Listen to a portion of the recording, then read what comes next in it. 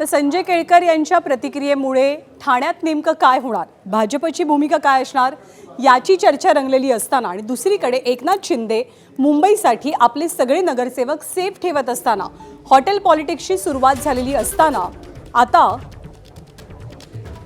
कल्याण डोंबिवलीमध्ये ठाकरेंचे नगरसेवक फोडण्याची शिवसेनेची तयारी सुरू झाली आहे का याची चर्चा रंगते आणि या चर्चेला कारणीभूत ठरली आहे ती एक भेट।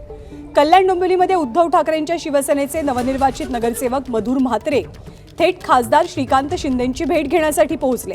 त्यांच्या भेटीचा एक फोटो सोशल मीडियावर व्हायरल झाला आणि फोडाफोडीच्या चर्चांना उधाण आलं।